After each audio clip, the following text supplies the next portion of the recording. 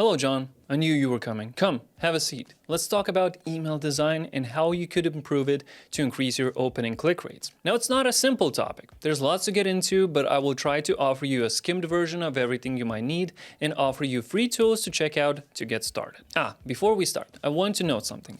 What I'm about to show and suggest might work and not work in your specific case.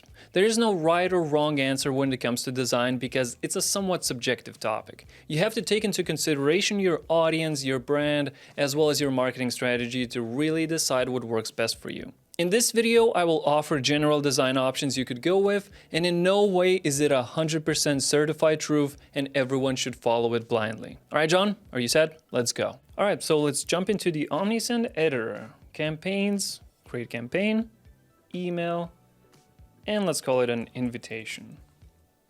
Uncheck that because it's not going to let me proceed otherwise. And let's use this template. And let's see what we're working with here. So it's a pretty basic design. There's mostly text. Okay. First, let's understand the basics of email builder and the structure. If you're well familiar with our email builder, feel free to skip to here or keep listening at 1.5x speed. You might still learn something new. Background. The background is like an infinitely big table and the canvas is like the paper on top of it. Canvas is also split into layouts, but I will call them blocks. Each block can consist of multiple elements. So from biggest to smallest: background, canvas, blocks, and elements. Let's talk about the background. The changes to it are limited and it's usually best to keep it simple.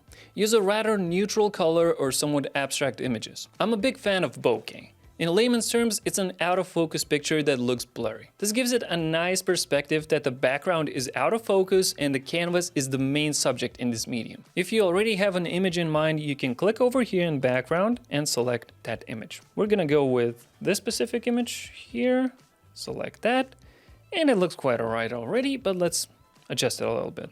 Let's choose cover and no repeat. What it does, it just takes this one image and stretches it along the entire background.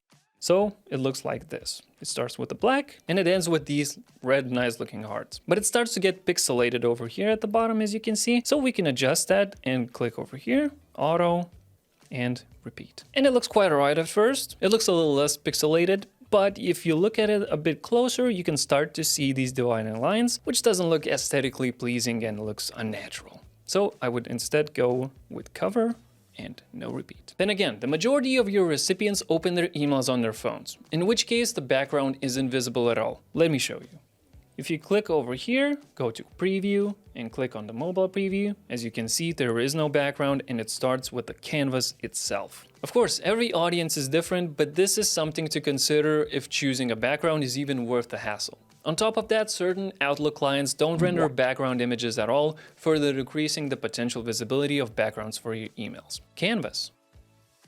Moving on to Canvas, it's where all of your email content will go. Images, text, buttons, links, everything goes here. In terms of adjusting it, you can adjust its color and its width. As you can see, you can adjust the canvas width here, but I would go with this specific range of pixels because this offers the best balance between mobile and desktop devices. And if you want to change its background color, you can click on background and change the canvas color over here. As for the color, choose something that offers a higher contrast and or goes well with your brand. John, you keeping up? Good. Blocks. Then we get to blocks. To put it simply, they separate different categories or sections of your email. For example, here, this is the attention grabbing section. This is the text section, this is the more general information section, text section, footer, etc., etc. And each block can have its own background color, as you can see over here. You might also be confused about the colors and how come everything has its own color. Let's get back here. We have a background, a table, a canvas, the page, and the blocks that are separate pieces that go on top of the page of canvas. While the canvas might be white, the sticker covers it and changes the color. And that's what we see here. Back to the builder. I almost forgot to mention that blocks can have different amount of columns for different amount of elements in each. But I'll leave it for you to play around, and for the sake of simplicity, I'll focus on single column blocks instead. You also have the ability to disable displaying certain blocks on certain devices. You can click over here, visibility on devices, and choose which specific devices you want to display it on. If you choose desktop only, it's gonna exclude mobile preview. So if you go to preview, Click on the mobile, and as you can see, the first text field is gone. You can also move blocks and rearrange them by using these arrows on the left. Click up, click down to move it up and down. This can come in handy if you suddenly change priorities and would like to include a details block first, for example. Remember, everyone reads from top to bottom, so including the main information at the top, or an attention grabber image in this case, is essential while planning out the structure of your emails. Elements. And now we get to elements, the smallest but most important part of this hierarchy. Each element is a rather unique snowflake with its unique properties, and probably none of them are the same. Can I move elements between different blocks? I hear you asking. Yeah, one unique thing about elements is that they can be clicked and dragged on. Except for images. Oh, hold on, John. Whoa there, partner. Where are you scrolling so fast? Oh, you were scrolling past the structure part? Well, let me stop you right there because this is where we get into the nitty-gritty. Colors. Let's talk colors. It's a subjective topic and there are certain rules you should follow to make your emails pleasing to look at. It's called color theory, and you will melt your brain trying to understand it. Remember the whole white dress, blue dress debacle that plagued our society? Color theory. But hey, all of our templates already follow best color theory practices, so if you don't feel comfortable changing the colors yourself, feel free to use them and adjust the text and buttons to your liking. But I will give you some tools you could use. What's first on the priority list in terms of colors is the contrast. How well can elements differentiate in order to be easily readable? For that, we can use WebAIM's contrast checker. Just insert the color from the foreground and the background and check how well it works together. The higher number you get, the more contrast these colors have. For example, a black text on a white background has a contrast of 21:1, which is fantastic. In general, you should never have your contrast be lower than 3:1. This will make your text really hard to see and will irritate your reader. Put yourself in the reader's shoes and ask if you would be comfortable reading a book where the whole book is printed in light gray. Probably not. Another thing to note is not to overuse too many colors. Typically, it's a good practice to have 1 to 3 colors in your email, as otherwise it will no longer look aesthetically pleasing. Even if your store focuses on, let's say, children's toys, you don't necessarily want to turn your emails into a kindergarten too. Kids will not be reading this, adults will. Oh, and if you'd like to have your own unique brand identity and use colors that scream, "That's me," but don't know where to start, try Coolors. Go to their palette generator, press space and generate your own unique colors. If you like a certain color in the list, just lock it in and prevent it from generating again. You can adjust the shade a little or upload your own baseline colors and generate until you find a match. Then you can take 3 of those colors and upload them straight into Omnisend's brand assets to automatically apply them on branded emails. Wink, wink. Fonts. Now, fonts is an essential part of your emails and should not be taken half-heartedly. There's a whole art and technique called typography that focuses almost entirely on fonts and written language, so it's a much more complex topic than it might seem at first. But we can break down nearly all fonts into 2 categories: serif and sans serif fonts. Serif fonts can be identified with little lines or strokes that extend from letters. Notable examples would be Times New Roman, Georgia, and Garamond fonts. These fonts are typically easier to read, although that might not always be the case. You should use these fonts to illustrate professionalism, trustworthiness, and experience in the matter. On the other side of the coin, we have sans serif fonts that do not have these little lines along the edges of each character. Notable examples of sans serif fonts would be Arial, Helvetica, Calibri, and Verdana. These fonts convey clean, modern, minimal look. And you should take these context clues into consideration.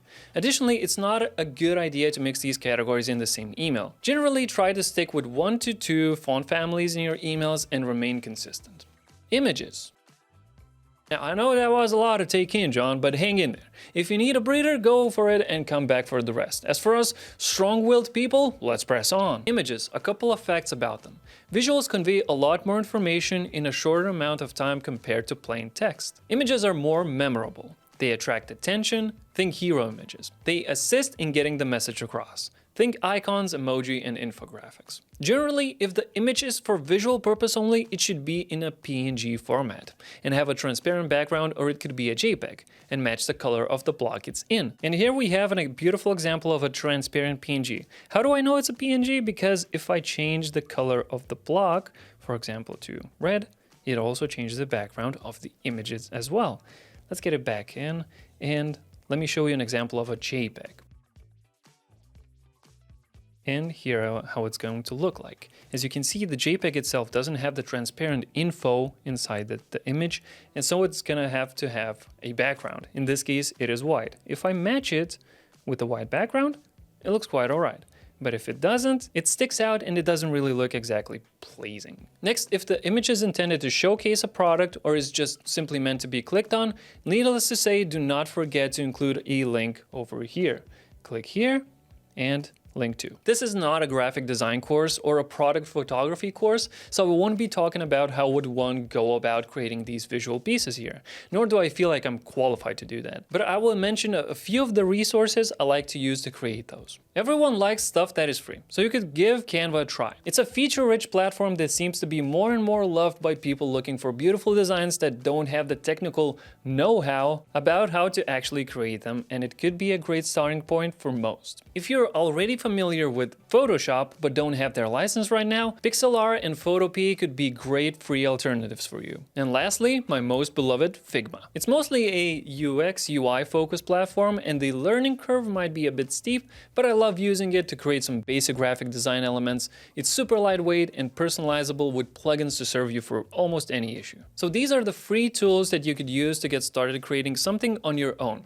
Let's not forget a built-in image editing tool in Omnisend too. Now, it's not a builder, it is just an editor that allows you to adjust the images you already have without ever leaving the email builder. Here, let me upload an example image to show you what it's capable of. So let's add a image block over here. And let's select a file. And there it is. So if you want to edit the image, you can simply click on it and click on Edit Image over here. So here we have our image, and we want to make it a bit more horizontal because let me show you what is going to happen if we make it more vertical.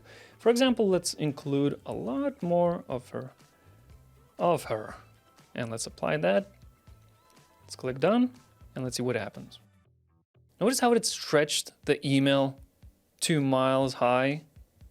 Now this is not what we want. We want to keep things horizontal so it doesn't take that much space. Let's get it undone and let's jump back into the image editor. Let's click on crop and let's crop her out. And another neat thing that I want is these very sharp corners over here. And I don't like things that are sharp. They're scary and it reminds me of knives. So I want to round them up a bit. And let's click over here, adjust the radius. As you can see, it's gonna show you the outline of how much cropping it's gonna do. And let's click apply. There we go, looks much better now. And let's click on done, give it a second. And voila, we have successfully cropped and rounded the edges of this image. Oh, and if you want to go the extra mile for safety's sake, you can include an alt text for each and every single image. Sometimes the image hosting services could go and be disabled for a little while, causing the images of your emails to not appear in your recipient's inbox. To remedy this, if the images would fail to load, text would be shown explaining what should be there instead. Padding.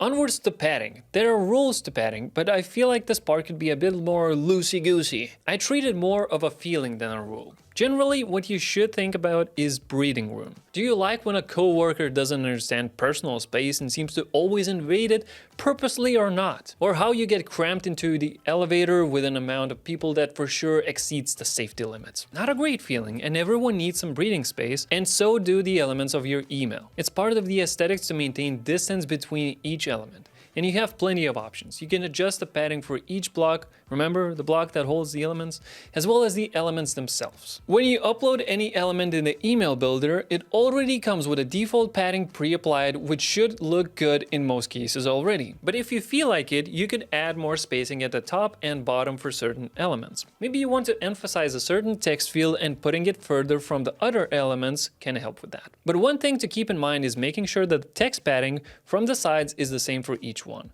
Take a look over here. We have a text field over here. Let me duplicate it by clicking over here, and let's adjust the padding for this one specifically. Let's remove the left padding and let's see what it looks like. Our brains consume the information from left to right, from top to bottom. So even a small difference in where the text starts could create some friction, and it's always a best idea to avoid unnecessary interruption in the flow of our easily distractible brains. Oh, and one last thing. When you feel like you're done with your email, make sure to send the preview to yourself and see how it would look like to your clients. You can do it by clicking over here, send test email, and set it to yourself. Open and read through the email on both desktop and mobile and see if there are any visual issues or if something doesn't feel right. Bad example. And this is the email that we've ended up with. It looks quite alright, but personally, I would change this specific font because it feels a bit paragraphy, like it's almost a script type of deal. So I would change the font here. Let's make it simple and let's keep it Roboto, as we can see here. Here we go.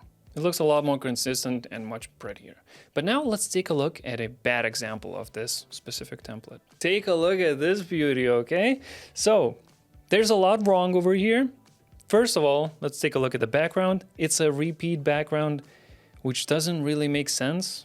And it's just a repeat of the same guy looking over you every single time. I would change that. Feels weird, feels creepy. And let's talk about contrast. This one right here would not be very nice as well. If the blank logo would be white, then the contrast would be a bit higher, which would make it a lot more readable. Additionally, as you can see, none of the elements have any padding applied to the sides.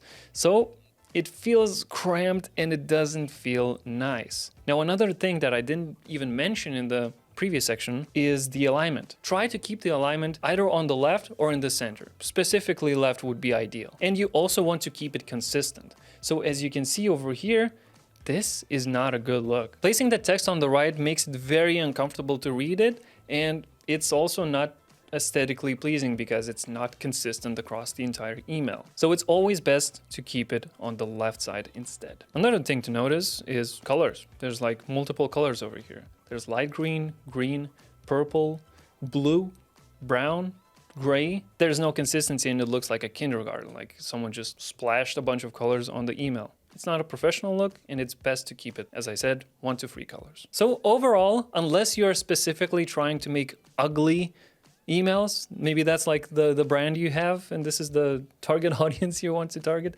this is not a great email and you should look at it and be like, no, let's change that and let's not do that. And so ends our journey of the basic principles and design tips of email marketing. I think John is taking a nap right now, but I hope you, my powerful design wizard, found this word scramble useful. And if there are some email builder features or design principles we missed here and you would want us to make a video on next, which I'm sure there are quite a few, let us know in the comments. Happy designing!